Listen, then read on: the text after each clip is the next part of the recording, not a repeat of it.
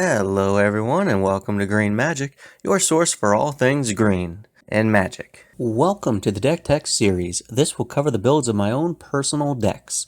I change my decks fairly often and have all of them listed on deckstats.com, so if you're interested in seeing the most current version or look ahead to other decks, you can find me there under Green Magic, and there's a direct link in the description. Each deck will be featured in two parts. The first video to each deck tech will show all 100 cards contained in the deck, prices for those cards, and some insight for the interactions between cards. It's important when building a deck to have goals, restrictions, and themes, so I'll be sure to cover where the decks are coming from. The second video for each commander will be about changes and alterations you could make to the deck. Personalizing your decks is important to most players, so if you like a commander and want to build it yourself, I'm including several recommendations for you to make the deck your own. Alright, welcome to part 2 of Nissa Vastwood Seer.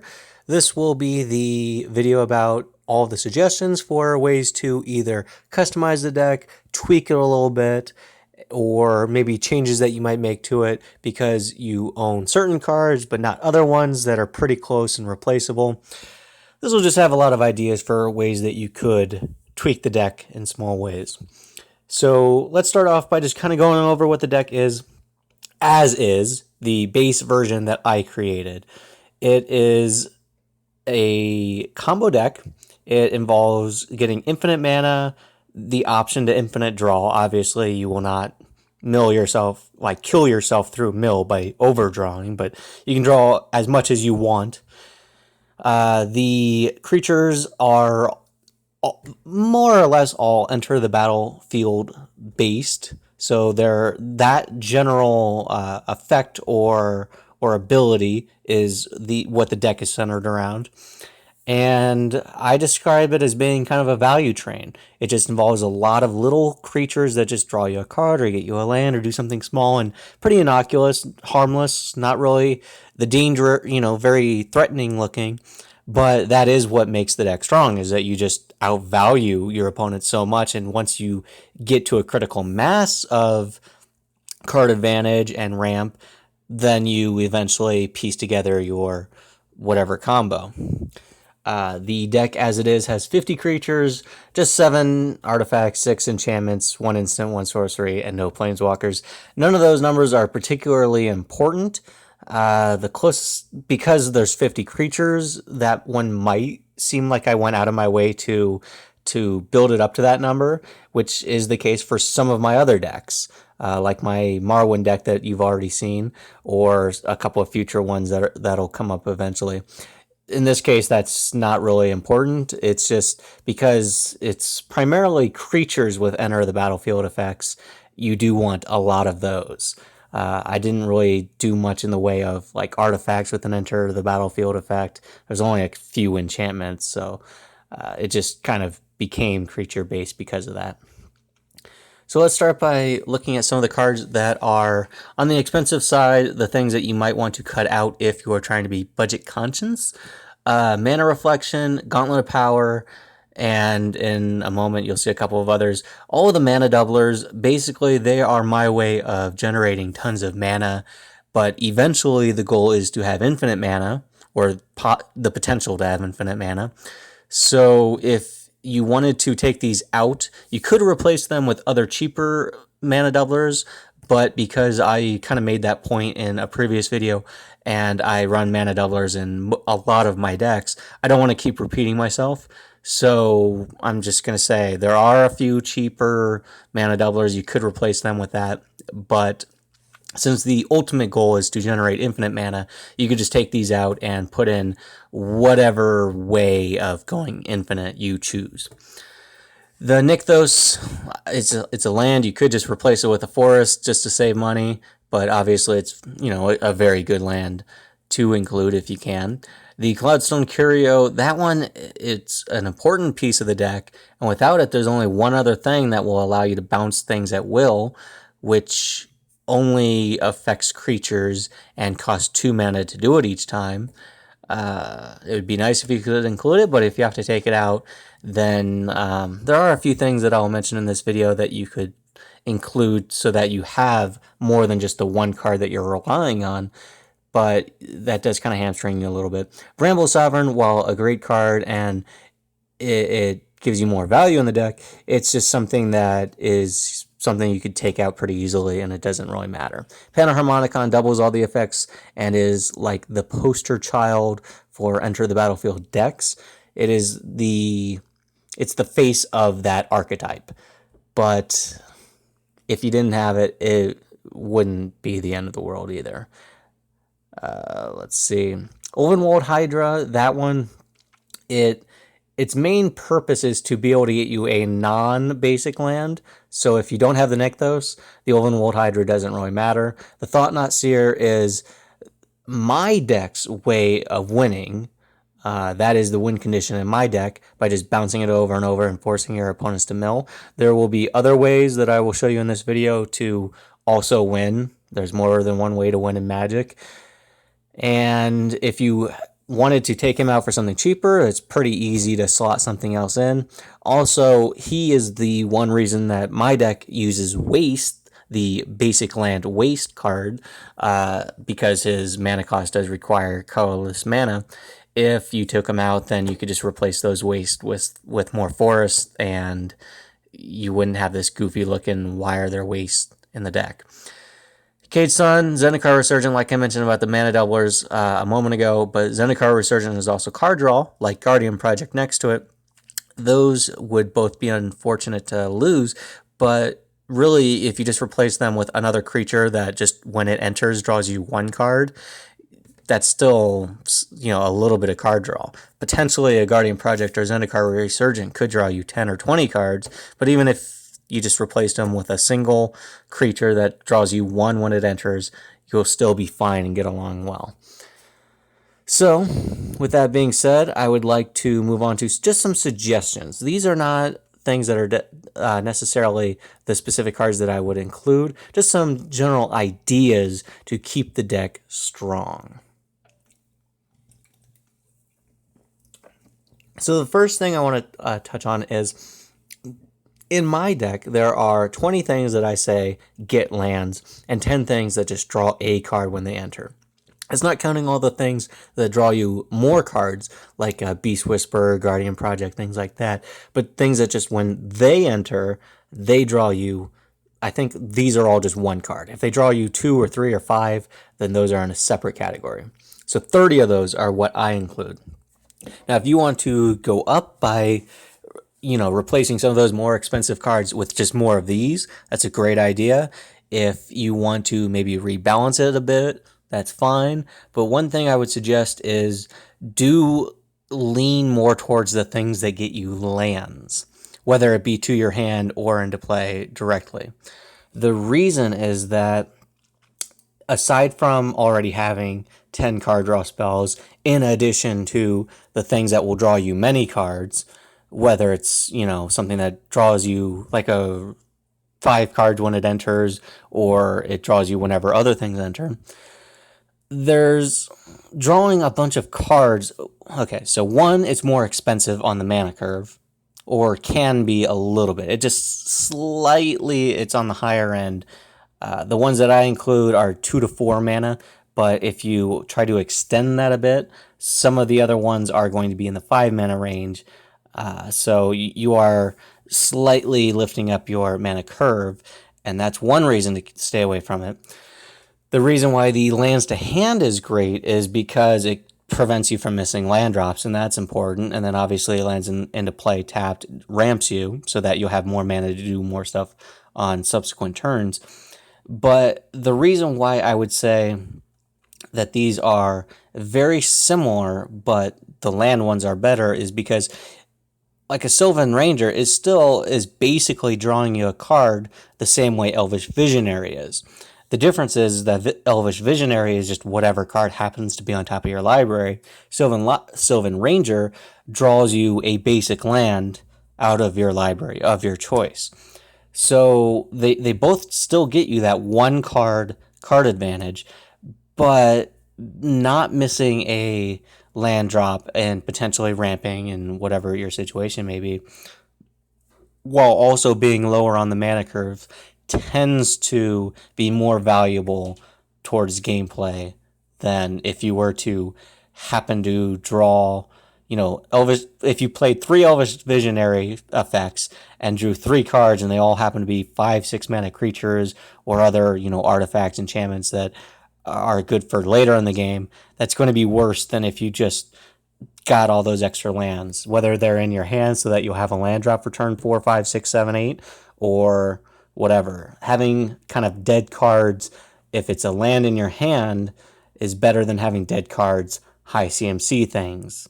So I would suggest that if you were to kind of maybe you didn't have all the cards that I had and you were looking to just replace them, don't lean too heavy into taking out things that just get you lands in favor of things that draw you cards, thinking that drawing a card is more favorable than getting a land, because that's not the case. So the next thing is, I would suggest you do not just throw in random ETB effects. When I first built the deck, it was just kind of a toolbox of things that enter the battlefield. Things like Reclamation Sage, so you can destroy problems, things that draw you cards, get you lands, which is what I leaned into more as I made the deck stronger, which inherently makes the deck stronger. But things that make you tokens. You can see here, Deep Forest Hermit. It gives you 4 squirrel tokens. I did a couple of things that gained life, including, Essence Warden. Whenever another creature enters the battlefield, under anyone's control, you gain a life. I also had Peace Strider. When it enters, you gain 3 life. Here the example is Arborback Stomper. When it enters, gain 5 life. Unless you wanted to change your win condition to be Aetherflux Reservoir, or to change the deck so much to where life gain was had a relevant purpose, throwing in a few of those for the utility of gaining a few life isn't point. It has no point. And then same thing with there's a bunch of creatures that will give you 1/1 counters, either on themselves or on other creatures when they enter. Here you can see Bond Beetle, just 1 mana to put a 1/1 counter on something. So not terrible value there. It just, unless you are leaning into token strategies, like that's what you're going hard into, and you're including Doubling Season and Parallel Lives and those effects to go very distinctly creature token route, probably with combat damage being your win condition, having a few token makers the extra bodies aren't going to do you any good. Unless you're going with the Aetherflux Reservoir or some other similar strategy, a few life gain things aren't going to help you. And unless you're doing something with big creatures where you care about the counters, and you have, again, Doubling Season or Primal Vigor, or, well, there's a few others, but Hardened Scales. Unless you're going for things like that, are also included in the deck, having some things that give you counters isn't going to be useful. And I believe there are some other random effects that you can get just if you go to gather and search for enter the battlefield effects in green. But I would suggest that you stay away from those, because unless you have a purpose for it, they're just not going to add anything to the deck. If you're short on cards, like you have 98 cards that you need and you just need to slot 2 things in, and you're just not going to go to the store to buy those 2 extra cards, you just whatever. Sure, anything of this category, do what you got to do to get up to 100 cards, but I would not suggest, if you are consciously making your deck list, to include anything like this. It'll just dilute your actual win con and your purpose and what you're trying to do.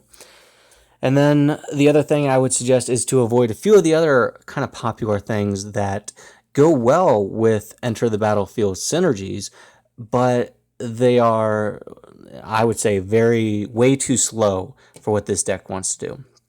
So starting with Blade of Selves, this gives your creature, the equipped creature, Myriad, which means that whenever it attacks, you get a token copy of that creature for each other opponent. So if you had, we'll say, the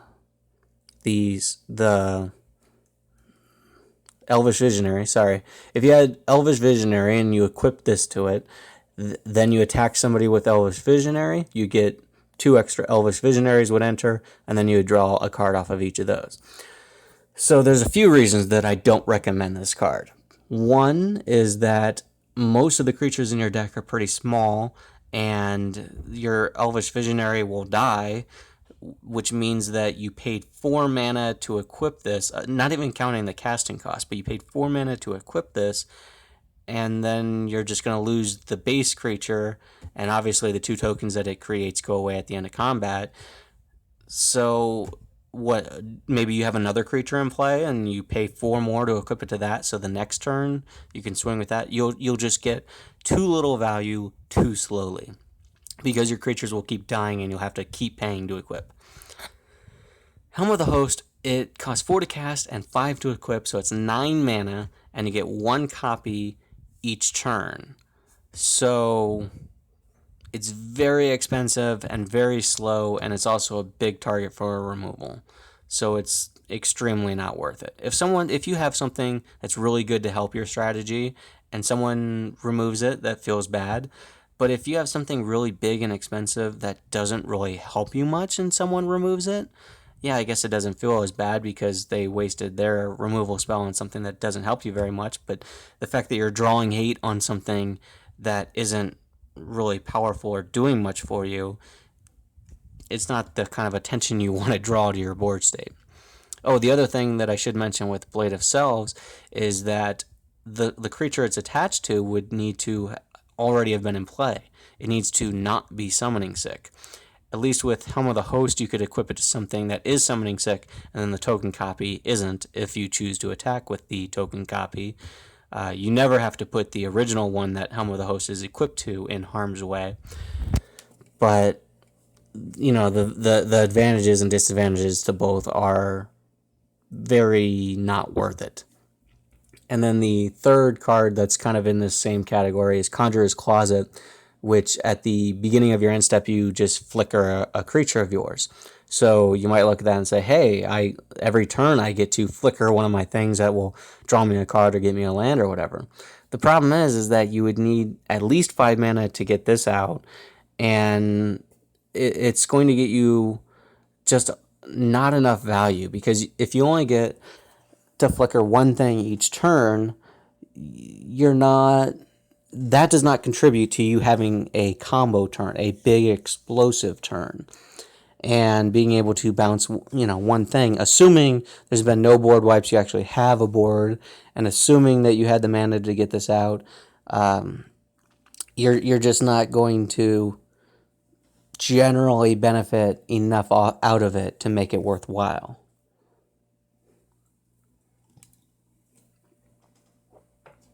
So with all that being said, I'd like to talk about the actual alternatives that I would suggest that you might actually be interested in putting into the deck. Starting with some of the things in the card advantage category. And I'm somewhat going to mix them a little bit. The things that draw you cards or get you lands or whatever. These ones all just draw you a card. Shaman of Springs, Striped Bears, they're both 4 mana. Kavu Climber, Rocks Oracle, they're both 5 mana. Arctic Wolves in the center there, it's 5 mana, and it has a cumulative upkeep. So chances are you're not going to keep that thing around. So it's almost like a 5 mana cantrip. Does like do nothing cantrip. Almost like a cycling for 5 mana. So not a very good card. You could keep it around if you want the 4/5 body, but overall not great. Another thing worth pointing out with that one is because it's a 4/5 and it's kind of on the higher end of the power toughness for this deck, if you have something like Wild Pair in play, there's not a whole lot of other things that are going to be at that range. So if you played this, then you probably won't be able to get anything with Wild Pair. At least the other ones, for the most part, are like 2/2s. So they're 4 total power toughness. Kavu Climber and Rocks Oracle both have 6 total power toughness. So those ones, you're more likely to find something else in the deck to go grab.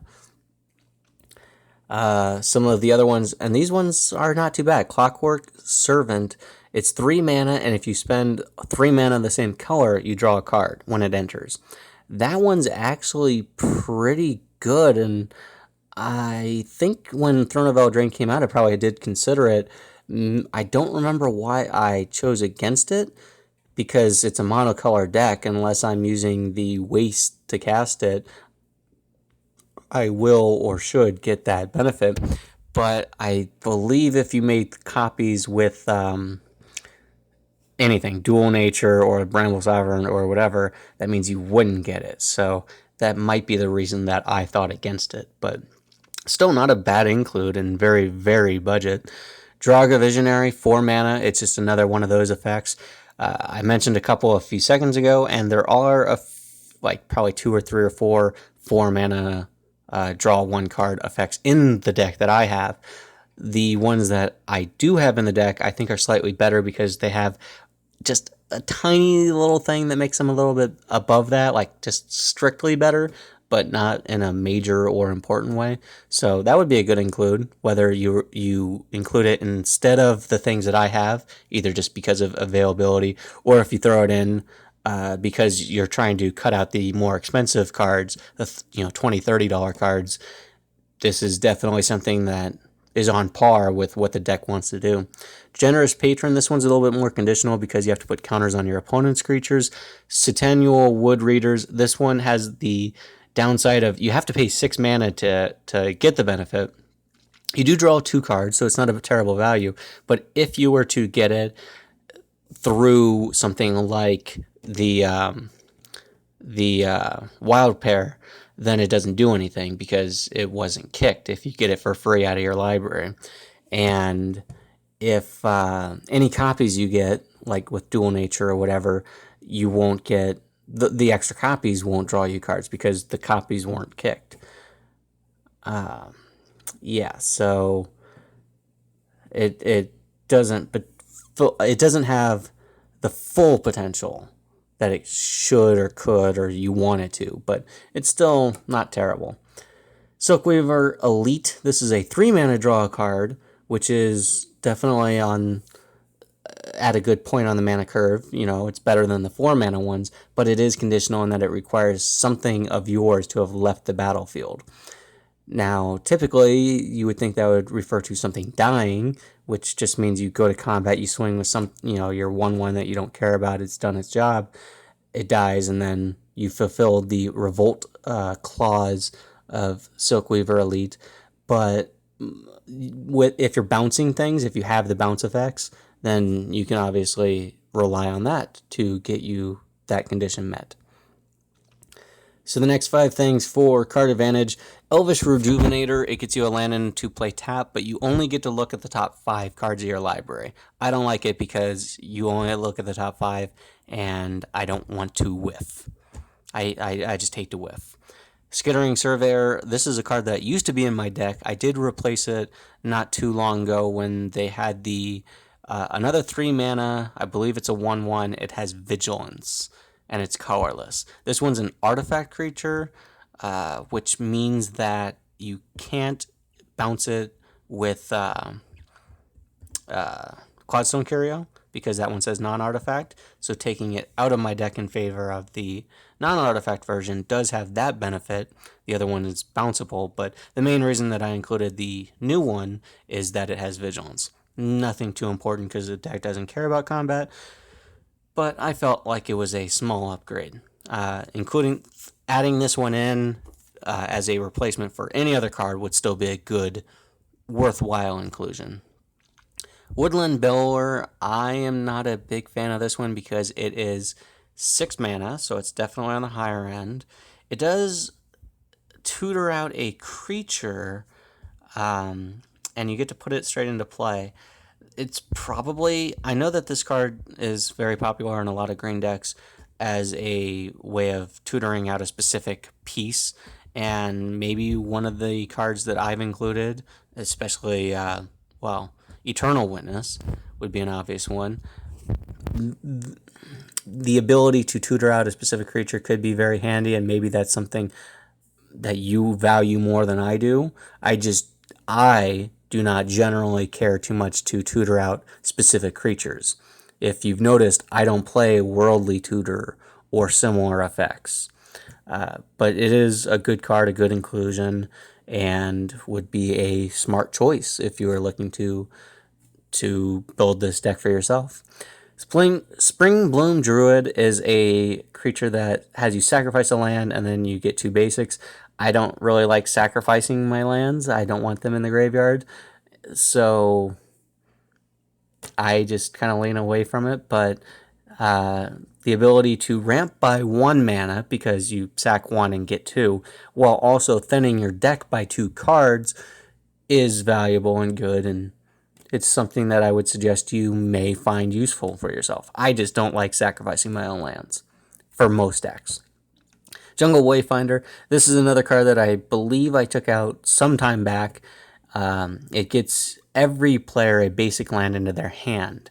So, yeah, it's kind of like a Skittering Surveyor type thing, except it's a bigger body. It's a 3/3 creature, which can be relevant with Wild Pair, because at that point, now if you play this, you can get one of your important 3/3 card draws or 4/2 things. You can get something kind of bigger. But yeah, I just don't like, given that I have other better options to not give my opponents lands, even though there are some that are in my deck that give opponents lands, I would rather take this one out. But it's not a bad inclusion. You could still throw it in and feel comfortable with that choice. So, as I mentioned earlier, one reason that you might want to get rid of Cloudstone Curio is for budget reasons.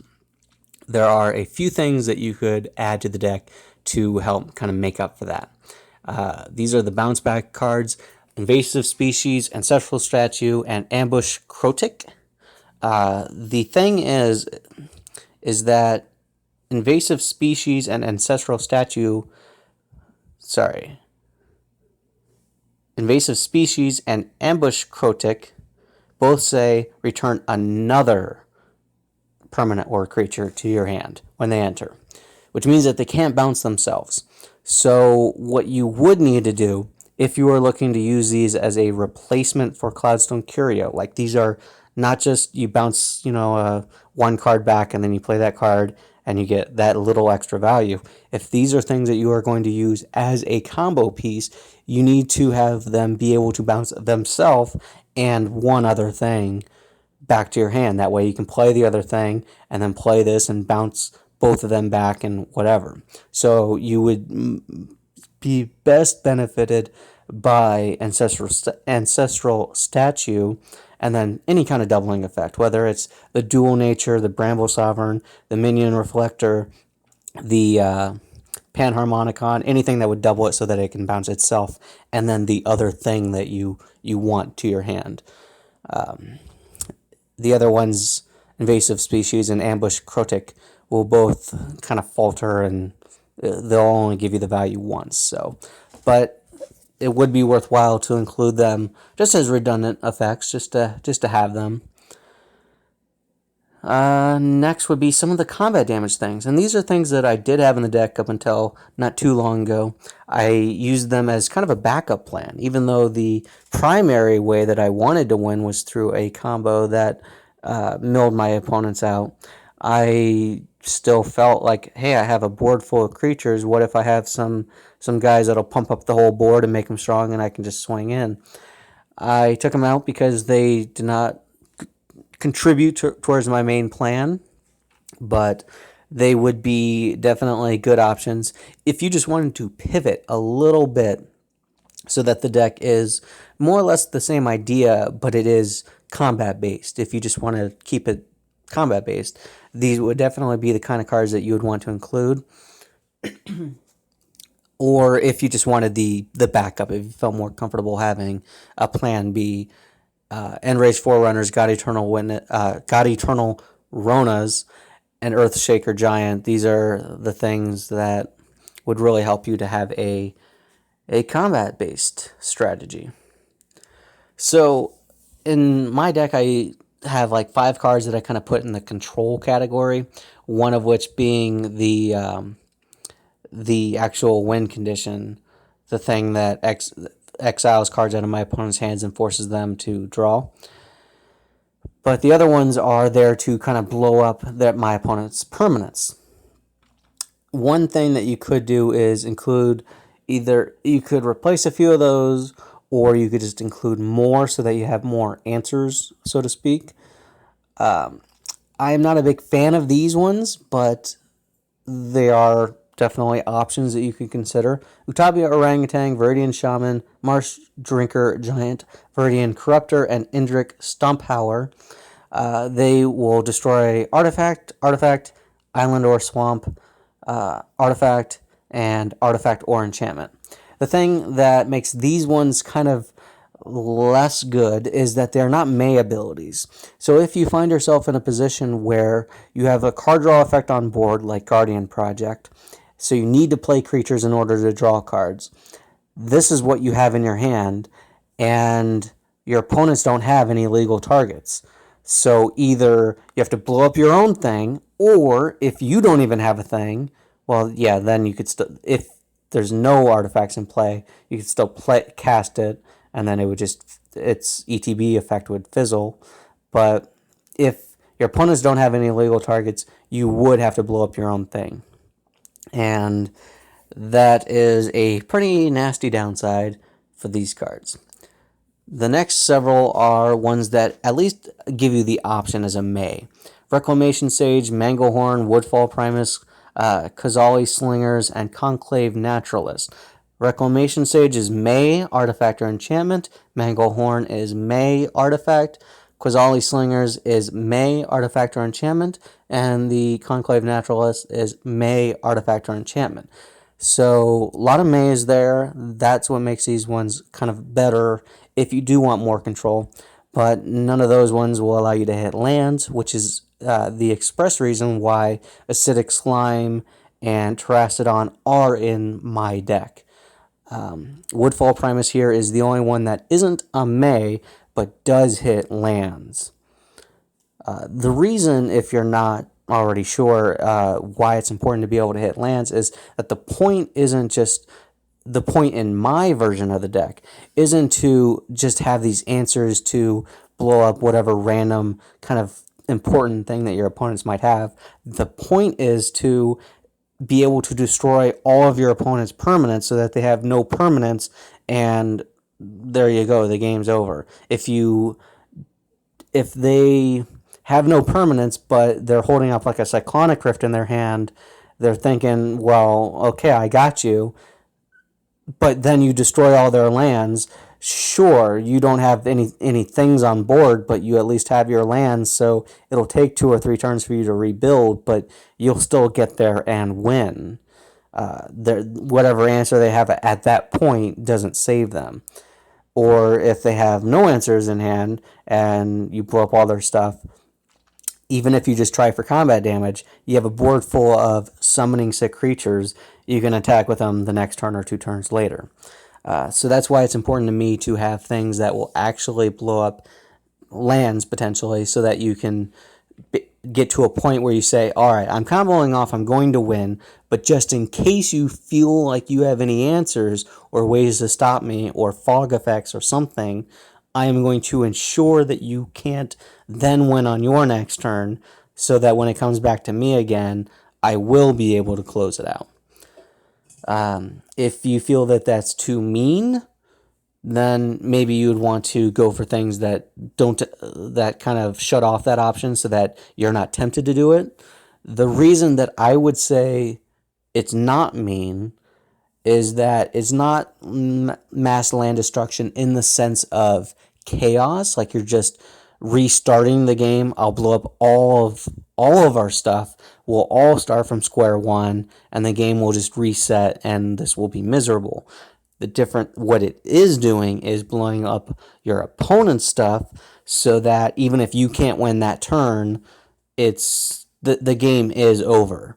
They should scoop. If they don't, you do have the means to close it out.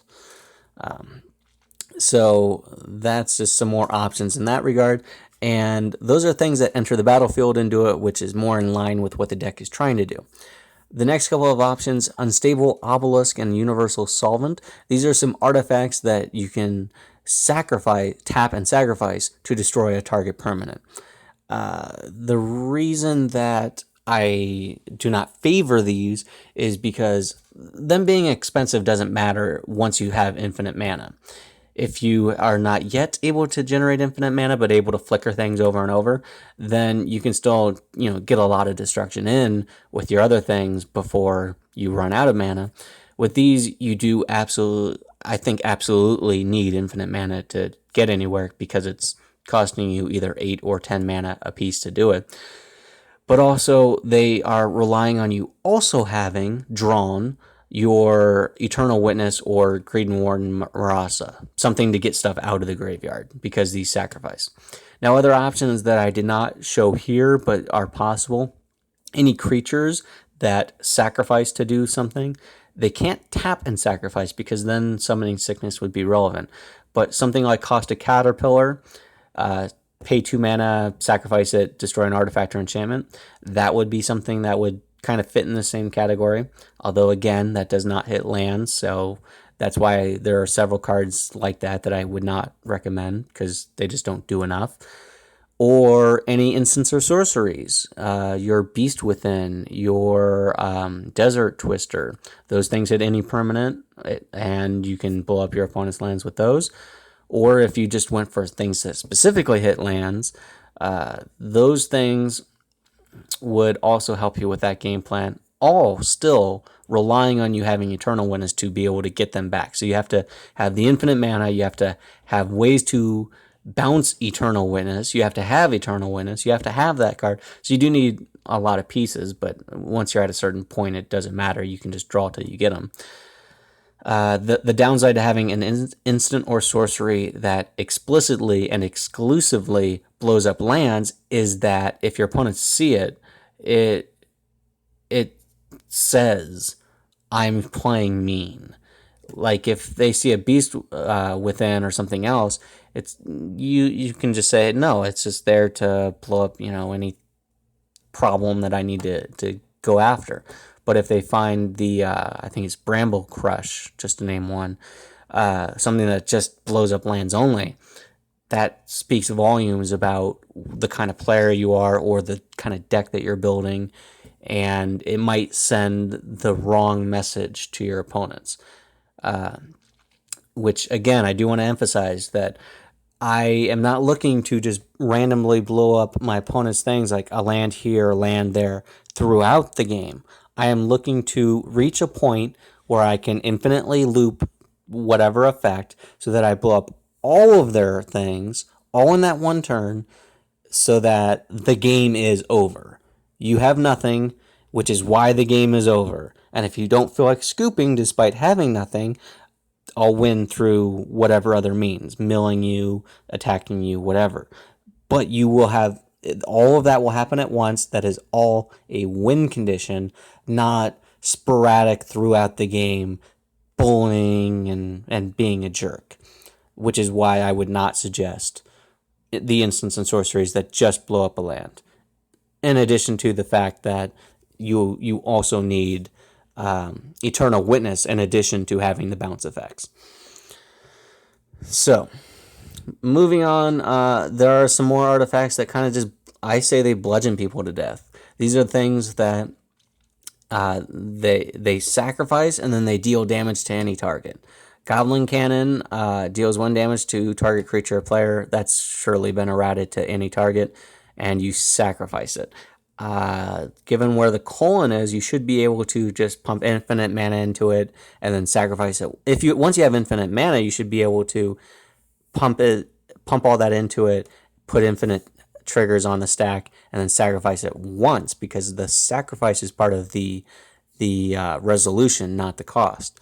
With the other ones, I don't know how to pronounce this. Aleopile, pay 1, tap, sack it. Again, the sacrifice. Well, but you do have to tap it, so you couldn't put infinite triggers on the stack. But sacrifice to deal 2 damage to any target. I think that one will get you some coolness points because it is Fallen Empires, and it's not a card you would ever see in a game of Commander. So it's got that uniqueness factor if you wanna do something fun that way.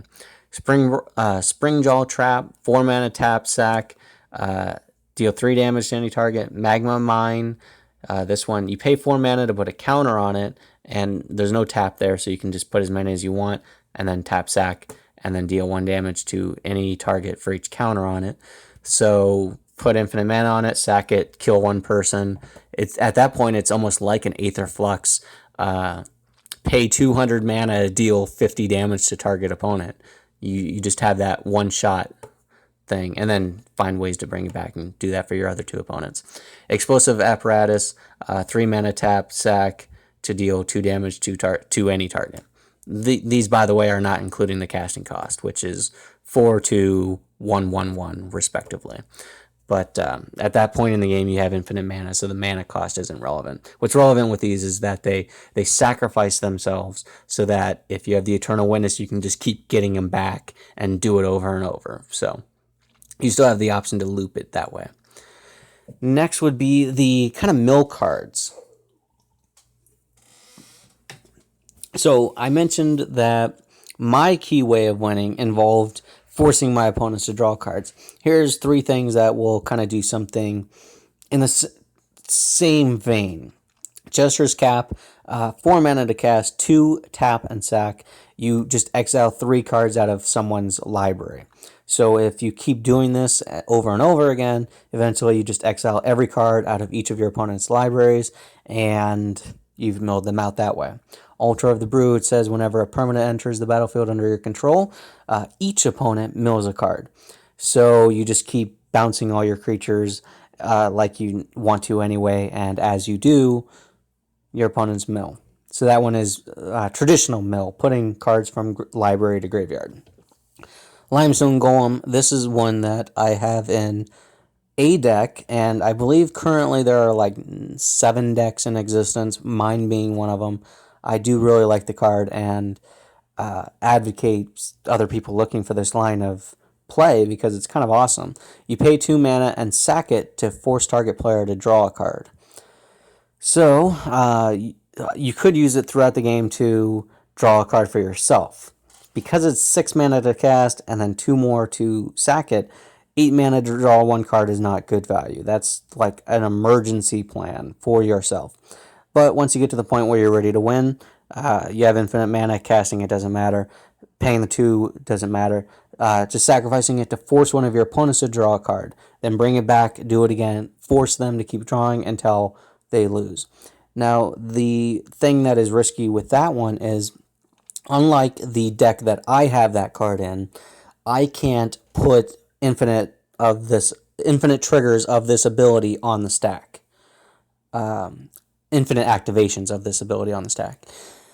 You would have to do it one at a time, which means that if your opponent has mana open and they have some sort of answer in their library, then you're just going to keep forcing them to draw till they get to it, and then they can do their thing to shut you down. If they're tapped out or whatever, then there's no risk with that person. Also, if you've already done the other steps that I've mentioned of blowing up all their lands, maybe they float mana in response, you then go to combat, do nothing, go to second main phase. At this point, they have no mana in their mana pool, they have no lands to generate mana. At that point, it doesn't matter, you can just force them to draw, and there's no answer in their library that'll save them at that point. So that's just another fun way to mill that you've probably never seen before, but you heard it here first. So the last few things that I have are just kind of others. They're in the other category. Elven Lair. Here's another Fallen Empire card. I love the art. It looks beautiful. And this is another artifact. You pay 1, you tap, you sack it, and you give a creature +2/+2 till end of turn. So this one would be, again, on the combat damage side. It would be something that you would have to, recur infinitely with the Eternal Witness, but it would just be like an alternative to Craterhoof or Endrace Forerunners or the God Eternal Ronas that are other options. So this would be a way for you to still say, hey, I pump up all my creatures by 1,000 damage and then swing and kill you, but you get to do it with a card that your opponents have probably never seen before. Blasting Station, here's one that every time a creature enters the battlefield, you get to untap it, and then you get to sack a creature to deal 1 damage to anything. So if you have extra creature tokens with the Dual Nature, Minion Reflector, or the Bramble Sovereign, then you can sacrifice those ones while bouncing the original to your hand and just repeat, repeat, repeat. Or if you don't have any copies, if each card is just the one creature, then you play your creature, this untaps, you sack that creature, and then you play your Eternal Witness to get it back to your hand, and then you have to have a way to also bounce the Eternal Witness. So you do have to have some recursion there. But yeah, you just sacrifice creatures, either the tokens that you are able to create or other creatures, and ping one at a time. Pure Strider, here's one that I included in the original version of my deck, the kind of toolbox version, and I mentioned Peace Strider earlier as the pair to this. Peace Strider says when it enters the battlefield, you gain 3 life. Pure Strider, which I am including here as a potential win condition, says when it enters, target opponent loses 3 life. So you just bounce him over and over and have your opponent lose 3 life at a time. That's also relevant if there's, for whatever reason, an effect that says prevent all damage, or you can't take damage, or something to that effect. The loss of life is different than damage, so you can kind of laugh in their face when they think that they're protected from damage, and you hit them with this. So those are the cards that I would suggest as possible choices for putting into the deck. Now let's look at all those on a budget scale. In the over $5 category, 1 card, Quasali Slingers, $5.71. This is the one that won at ETBs. You may destroy target artifact or enchantment. Given that I'm not looking to have a lot of control throughout the game, I'm only looking to blow up stuff on that big turn and kind of be a jerk in that one turn that ends the game, and don't worry if you lose all your stuff because the game's actually over. So I don't see that as like a critical card to put in, and there are cheaper options. But if you like the cats, you like the card, whatever, that's one of the options. But since it's the most expensive option, it's the easiest one to look over, unless you already own the card. In the over $1 category, there are 8 cards. These ones are all pretty reasonable in price. I think the Woodland Bellower is a card that a lot of people like in green decks. It's not my play style, but I do recognize its power, or its potential power, and you may wish to include that in this deck, especially since a lot of the creatures in this deck are CMC 3 or less and non-legendary, and with the ways to double or whatever, get extra triggers off of him, you can quickly gain a ton of value off of him. The next 2 got Eternal Ronus and Earthshaker Giant, a couple of more things that are combat damage based, the Ultra, the Brood, Blasting Station, Jester's Cap.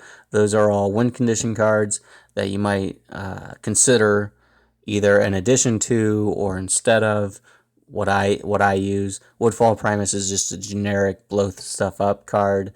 And then the, again, I can't pronounce it, but Aeoliophile, another win condition card that you will not see very often. So there were 44 cards that I mentioned in this video, not counting the ones that I said to avoid, but 44 recommendations. I just mentioned 9, so that means that there are 35 that are under $1. So this deck can be turned very budget pretty easily. Generous Patron, Elven Lair, Endray's Forerunners, Unstable Obelisk, these, and Viridian Corruptor, these are the 5 most expensive ones in the under $1 category, and that 5th one is 30 cents. So there are so many cheap cards from here. Striped Bears, Manglehorn, Reclamation Sage, Uktabi Orangutan, Springbloom Druid, Magma Mine, Goblin Cannon, Ancestral Statue, Arctic Wolves, Marsh Drinker Giant, Shaman of Spring, Draga Visionary. stopping at Shaman of Spring. Those ones are all over a dime. Between a dime and 26 cents. Everything else is 10 cents or less. Starting with Draga Visionary, Centennial Wood Readers, Elvish Rejuvenator, Indrix Stomp Howler, and then on the next page, Limestone Golem, Invasive Species, Ambush Crotic, Skittering Surveyor, Jungle Wayfinder, Clockwork Servant, Universal Solvent, Pierce Strider, Silk Weaver Elite, Viridian Shaman, Rocks Oracle, Kavu Climber, Explosive Apparatus, Conclave Naturalist, and actually at 1 penny, Springjaw Trap. So there are so many options to make this deck very, very cheap. And with that, I will say good luck, and I hope if you do choose to build this deck and you do make revisions that you find the deck to be extraordinarily fun. If you do, let me know. Thank you for listening.